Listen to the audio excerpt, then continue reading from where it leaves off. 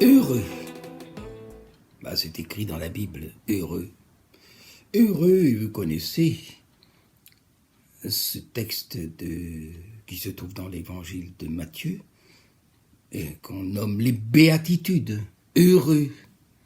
Heureux. Même, c'est pas très bien traduit en disant heureux, parce que c'est plus que cela, c'est bienheureux. Bienheureux. Bienheureux.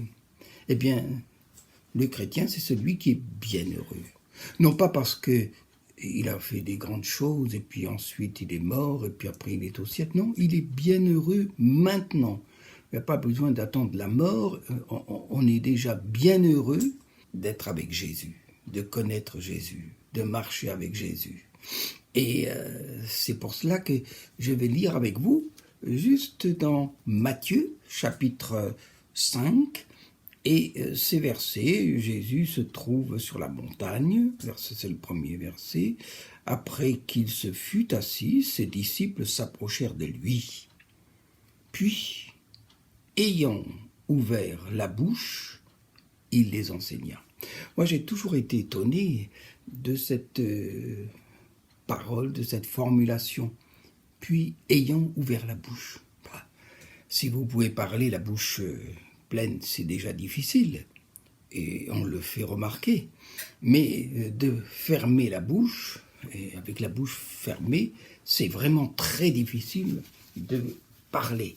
Alors, Jésus, lorsqu'il est écrit « ouvrit la bouche », parce que c'est en plusieurs endroits que cela est écrit, cela veut dire que ce qu'il dit et ce qui sort de sa bouche a une importance capitale. Et ce qu'il va dire, c'est ce que nous connaissons sous le nom de les béatitudes. Et il dit quoi? Heureux les pauvres en esprit, car le royaume des cieux est à eux. Heureux les affligés, car ils seront consolés. Heureux les débonnaires, car ils hériteront la terre. Heureux ceux qui ont faim et soif de la justice, car ils seront rassasiés. Heureux les miséricordieux, car ils obtiendront miséricorde, etc. Heureux ceux qui ont le cœur pur, etc. C'est extraordinaire. On a retenu cela. Et dans le monde entier, on a reconnu que cette parole était une parole de sagesse, qu'elle dépassait tout ce que l'on n'avait jamais entendu, même si on ne le comprend pas. Et je voudrais simplement, avec vous, chers amis, examiner un point qui éclaire tous les autres. Et celui qui éclaire tous les autres, c'est lorsqu'il est dit au verset 11, « Heureux serez-vous, plutôt bienheureux serez-vous lorsqu'on vous outragera, qu'on vous persécutera, et qu'on dira faussement de vous toutes sortes de mal à cause de moi. Réjouissez-vous et soyez dans l'allégresse, parce que votre récompense sera grande dans les cieux, car c'est ainsi qu'on a persécuté les prophètes qui ont été avant vous. Voyez, lorsqu'on vous persécutera à cause de moi, soyez heureux. Soyez heureux, parce que votre récompense sera grande dans le ciel.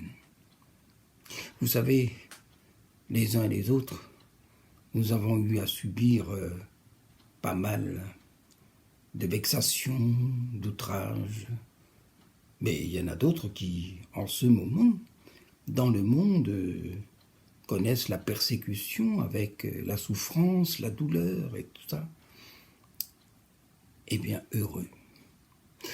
Et c'est pour ça que j'aime bien lire les témoignages de ces chrétiens, de ces hommes, de ces femmes de Dieu, qui, en dépit des souffrances qu'ils ont subies,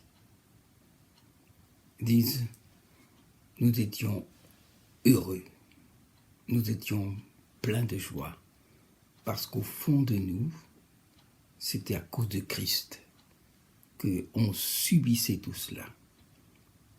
Et c'est lui aussi qui nous soutenait.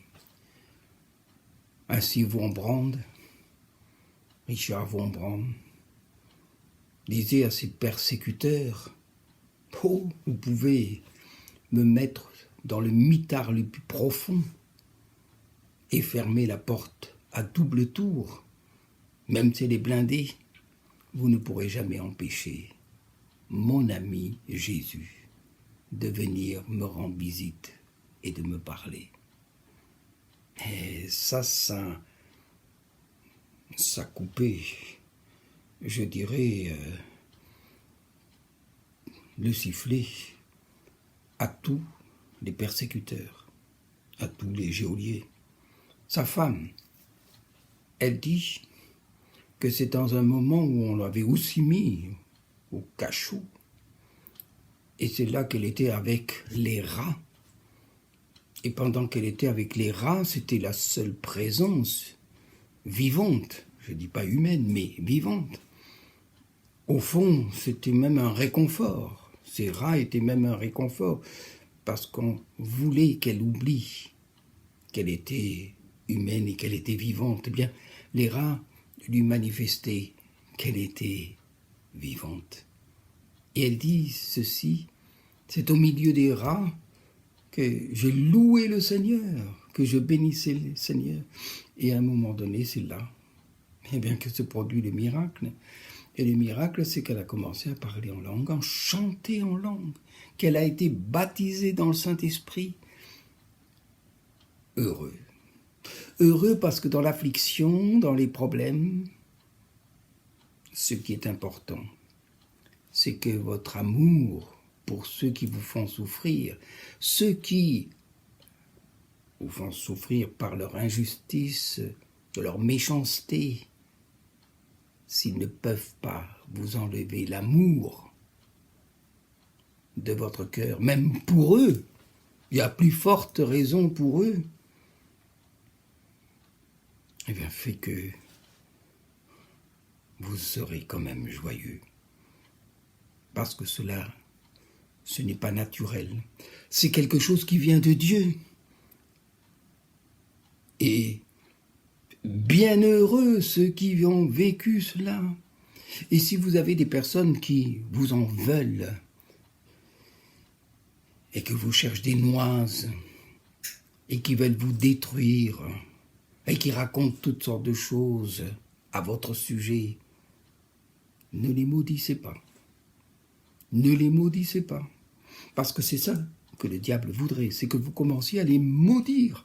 Mais non, non. Bénissez ceux qui vous maudissent, dit Jésus. Et c'est ça qui fait que on n'est pas seulement heureux. Il y a quelque chose qui se passe, c'est que notre cœur se remplit d'un amour et d'une joie qui nous rend bien heureux.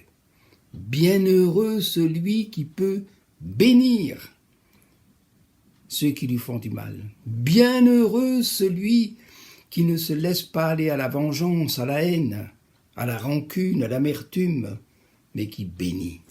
Bienheureux.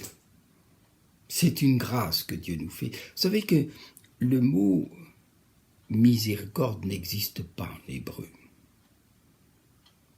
En hébreu, c'est toujours au pluriel. On parle toujours des miséricordes. Les miséricordes de Dieu. Les miséricordes. Les miséricordes de Dieu sont innombrables. Et Dieu a plus d'un fil de miséricorde à notre égard. Alors, réjouissez-vous. Réjouissez-vous.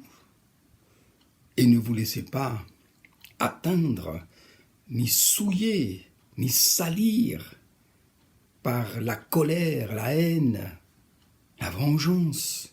D'autant plus que c'est le Seigneur qui dit lui-même « À moi la vengeance, à moi la rétribution. » Faites confiance au Seigneur. Je pense à Job, pas à Job, à la Lazare. Lazare, vous savez, cet homme qui était plein d'ulcères et qui est mort. Il aurait pu, couvert d'ulcères comme il l'était, avoir de la haine et de la révolte dans son cœur à l'égard de Dieu. Elle dit, voilà, bien, le riche devant la porte duquel je suis, eh bien, me méprise, il ne me donne rien, etc. Il aurait pu se révolter à la fois de l'injustice de ce riche, et puis aussi de l'injustice de Dieu qui ne venait pas à son aide. Mais ce qui ressort de l'histoire, c'est que le pauvre Lazare, le malheureux Lazare, malheureux dans le sens qu'il était malade, qu'il était plein d'ulcères, qu'il était répugnant, qu'on n'osait pas s'approcher, mais quand il est mort, parce qu'il n'a pas protesté, parce qu'il n'a pas râlé, parce qu'il ne s'est pas opposé, parce qu'il ne s'est pas révolté, comme je le dis, eh bien le ciel lui a été ouvert. Et c'est pour ça, réjouissez-vous et soyez dans l'allégresse, car parce que votre récompense sera grande dans les cieux. Ce qui est important, ce n'est pas ce qui se passe sur la terre. Nous ne sommes que de passage. Mais c'est ce qui se passe au ciel. Et qu'est-ce qui fait que nous sommes heureux et qui nous rend heureux? C'est ce qui va se passer dans le ciel. Et notre joie sur la terre, c'est déjà de nous réjouir de tout. Cette justice, cet amour qui va se manifester dans le ciel. Ne souillez pas votre cœur avec des malédictions, des révoltes, mais bénissez, bénissez et bénissez encore. Que Dieu vous bénisse.